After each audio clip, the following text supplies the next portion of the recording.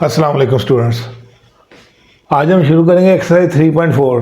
लेकिन एक्सरसाइज शुरू करने से पहले ये थ्योरम्स ऑन प्रोपोर्शंस ये जानना बहुत ज़रूरी है और इंतहाई अहम टॉपिक है आपके लॉन्ग क्वेश्चन के लिए भी।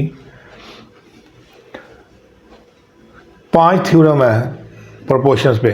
प्रोपोर्शन का हमें मालूम है जब दो रेशो आपस में इक्वल होती हैं तो उसको कहते हैं प्रोपोर्शन। अब इन पे थ्योरम है 5। पहला थ्योरम है theorem of invertendo. Invertendo Latin word है जिसका मतलब है इन्वर्स से। फॉर एग्जांपल हमारे पास ये रेशियो है A ratio B is equal to C ratio D. इसको हम फ्रैक्शन फॉर्म में ऐसे लिखते हैं। इन्वर्स का मतलब उल्ट। ए ओवर बी है तो इसको अगर मैं बी ओवर ए लिखूं और इधर डी ओवर सी लिखूं तो इनकी इक्वालिटी में कोई फ़र्क नहीं पड़ेगा। यानी कि जो डिजिट इधर आएगा वही डिजिट उधर होगा। फॉर एग्जांपल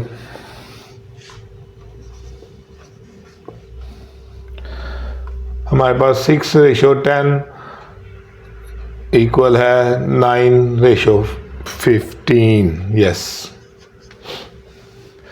देखें इसको हम अगर सॉल्व करें तो 6/10 इज इक्वल टू 9/15।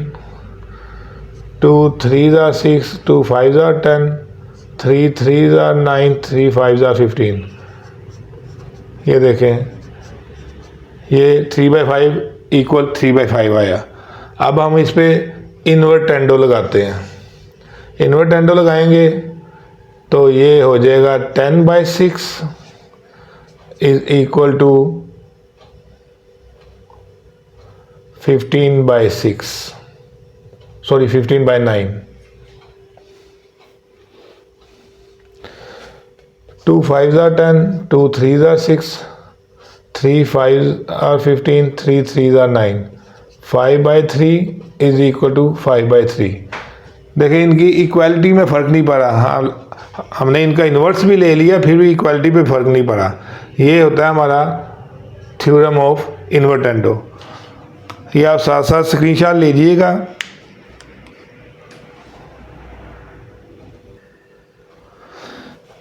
दूसरा थ्योरम है हमारा थ्योरम ऑफ अल्टरनेंडो।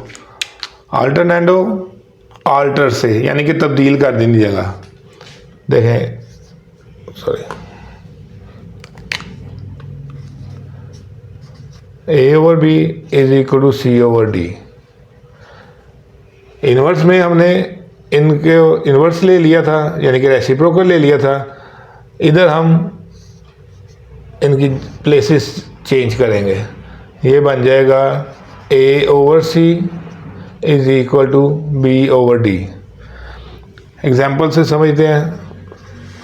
देखिए हमने अल्टरनेटिव थ्योरम अप्लाई किया लेकिन फिर भी इनकी इक्वालिटी में फ़र्क नहीं पड़ेगा।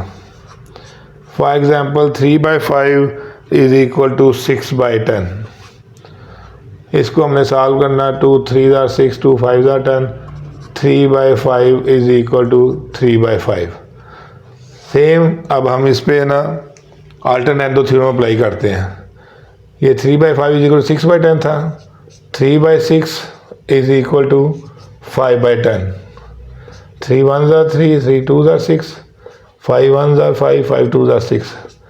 देखें स्टूडेंट्स हमने अल्टरनेटिव थ्योरम अप्लाई किया फिर भी इनकी इक्वालिटी में फ़र्क नहीं पड़ा। इसको कहते हैं थ्योरम ऑफ अल्टरनेटिव। तीसरा थ्योरम हमारा थ्योरम ऑफ कंपोनेंडो। लैटिन ज़बान में कंपोनेंडो का मतलब है कंबाइनिंग, यानी कि टर्म्स को हम कंबाइन करेंगे। देखिए अगर हमारे पास रेशियो ये है,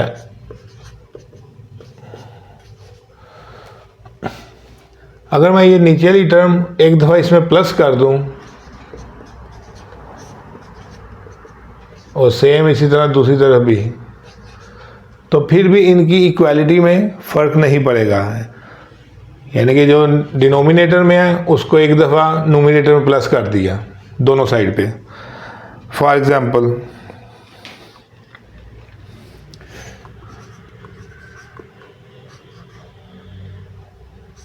4/5 इज़ इक्वल टू 8/10।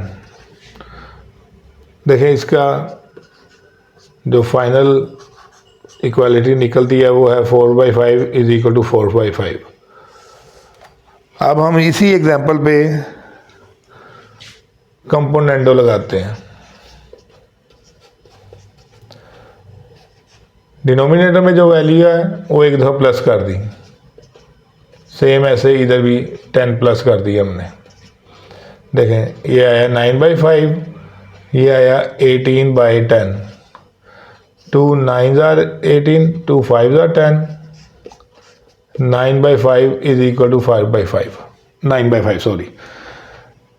देखें हमने कंपोनेंटो थ्योरम अप्लाई किया, हमारी इक्वालिटी में कोई फ़र्क नहीं पड़ा है।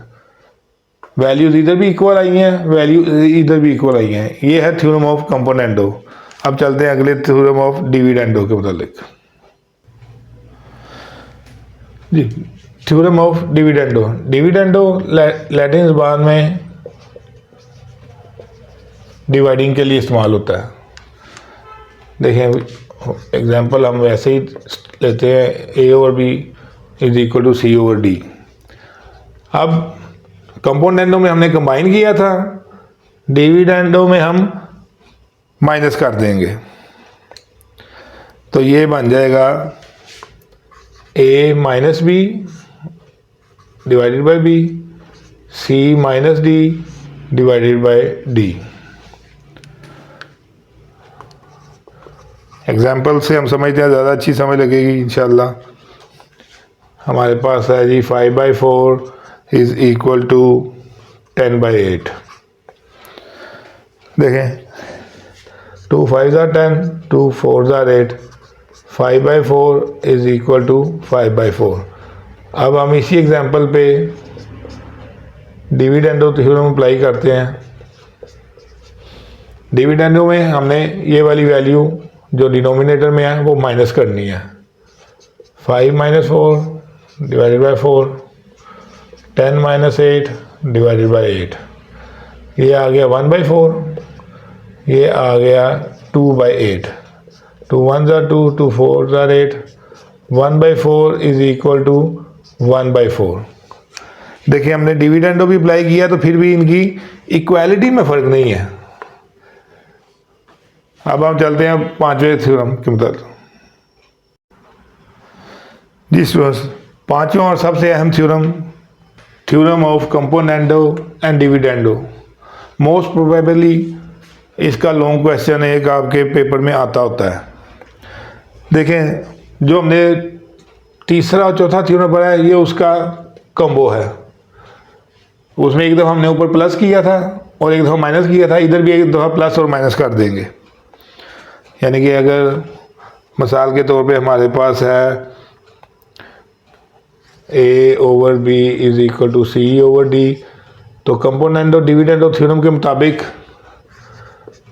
डिनोमिनेटर एक दफ़ा प्लस होगा इस वैल्यू में और फिर इसी वैल्यू में एक दफ़ा माइनस हो जाएगा। सेम ऐसे इधर भी C+D divided by C - D। देखिए for example 10/5 is equal to 20/10। इसको अगर हम सॉल्व करें तो ये बन जाता है 20/10, 2 इज इक्वल टू 2। देखिए अब हम इस पर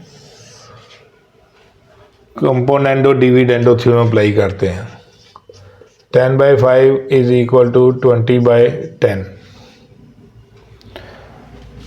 according to componendo dividendo theorem एक दफ़ा प्लस में एक दफ़ा माइनस में, सेम ऐसे इधर भी। देखिए 10 + 5 15 divided by 5 and 20 + 10 = 30 divided by 21 is 10 5 3s are 15 10 30 3 are 30 3 = 3। देखें अगर आपने ऐसे भी लिखना है तो ऐसे भी लिख लें ताकि फ्रैक्शन की फॉर्म में ही रहे। देखें थ्योरम ऑफ कंपोनेंट और डिविडेंडों के मुताबिक भी जब हमने अप्लाई किया इस थ्योरम को अपनी वैल्यूज़ के ऊपर तो फिर भी इक्वालिटी में कोई फ़र्क नहीं है और यही है थ्योरम ऑफ कंपोनेंडो और डिविडेंडो। अगर आपको इन कॉन्सेप्ट क्लियर हुए हैं आपके तो आप ज़रूर वीडियो को शेयर कीजिएगा और चैनल को सब्सक्राइब कर लीजिएगा। इंशाल्लाह अगली वीडियो में हम 3.4 एक्सरसाइज के सवालात शुरू करेंगे। टेक केयर, अल्लाह हाफिज़।